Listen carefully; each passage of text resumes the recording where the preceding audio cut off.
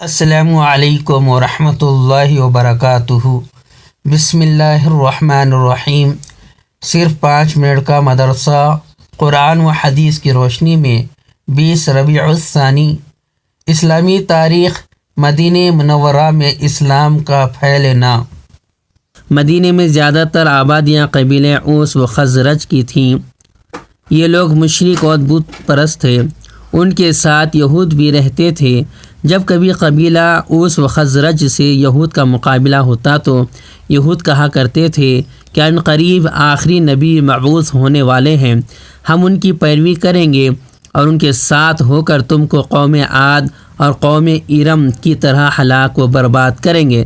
جب حج کا موسم آیا تو قبیلہ خزرج کے تقریباً 6 لوگ مکہ آئے۔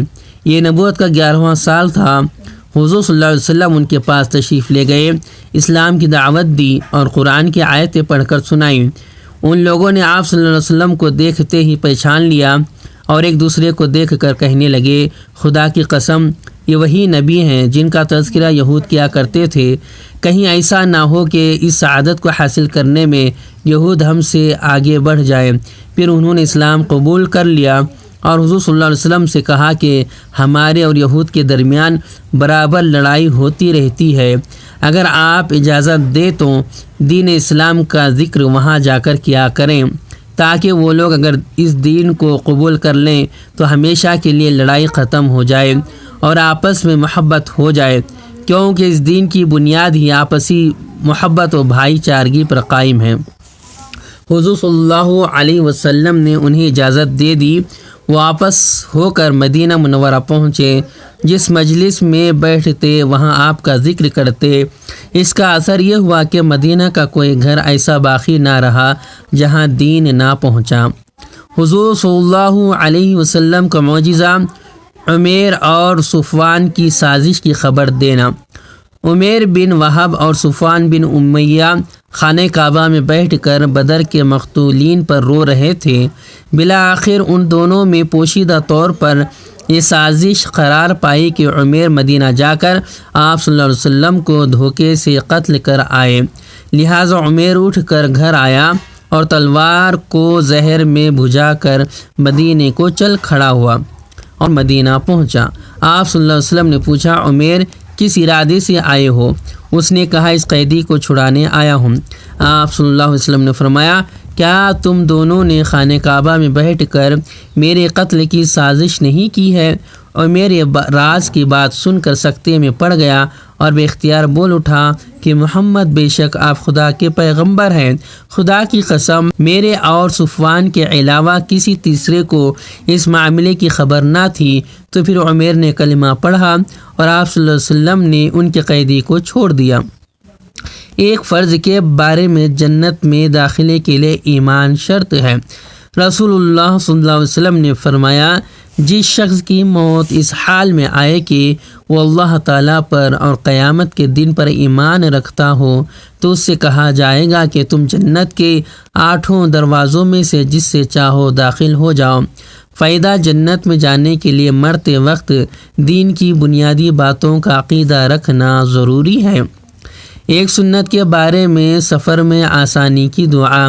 جب سفر میں جانے کا ارادہ کرے تو یہ دعا پڑھے، اللہم طوی لنا الارض وحون علینا السفر۔ اے اللہ، زمین کو ہمارے لیے سمیٹ دے اور اس سفر کو ہم پر آسان کر دے۔ ایک اہم عمل کی فضیلت، اذان کا جواب دینا۔ ایک آدمی نے عرض کیا، یا رسول اللہ، مؤذن حضرات فضیلت میں ہم سے آگے بڑھ گئے۔ رسول اللہ صلی اللہ علیہ وسلم نے فرمایا، تم بھی اسی طرح اذان کا جواب دیا کرو جس طرح وہ اذان دیتے ہیں۔ پھر جب تم فارغ ہو جاؤ تو اللہ تعالیٰ سے دعا کرو، تمہاری دعا قبول ہوگی، تمہاری دعا پوری ہوگی۔ ایک گناہ کے بارے میں باطل پرستوں کے لیے سخت عذاب ہے۔ قرآن میں اللہ تعالیٰ فرماتا ہے، جو لوگ خدا کے دین میں جھگڑتے ہیں جب کہ وہ دین لوگوں میں مقبول ہو چکا ہے، لہٰذا ان لوگوں کی بحث ان کے رب کے نزدیک باطل ہے، ان پر خدا کا غضب ہے اور سخت عذاب نازل ہونے والا ہے۔ دنیا کے بارے میں، دنیا کی زندگی کھیل تماشا ہے۔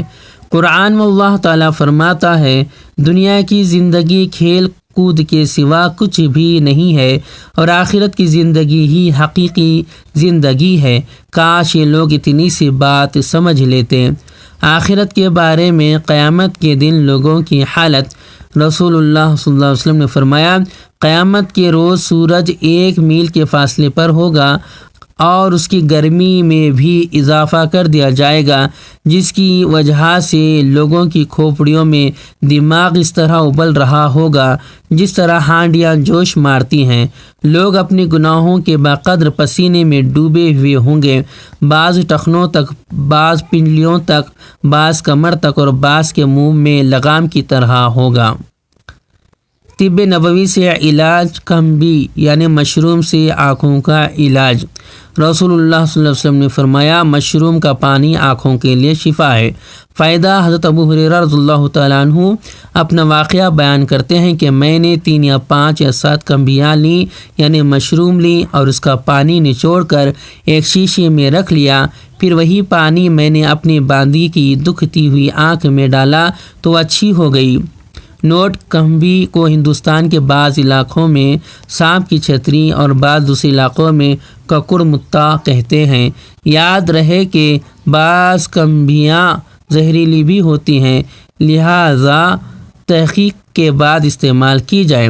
نبی صلی اللہ علیہ وسلم کی نصیحت، رسول اللہ صلی اللہ علیہ وسلم نے فرمایا جو شخص اللہ اور آخرت کے دن پر ایمان رکھتا ہو اسے چاہیے کہ اپنے پڑوسی کو تکلیف نہ دے۔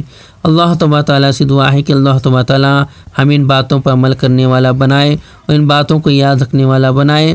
اگر مجھ سے کہنے میں پڑھنے میں کچھ خطا غلطی ہو گئی ہو تو کمنٹس کے ذریعے میری اصلاح ضرور فرمائے۔